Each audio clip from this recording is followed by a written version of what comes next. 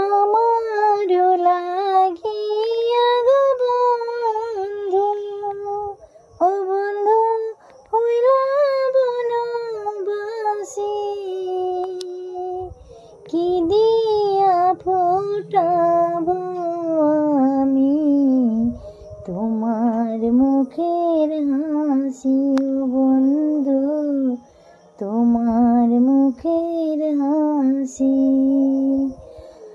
ও কথা বলো না গো জ্যোৎস্না, ও জ্যোৎস্না আমি হইলাম দোষী।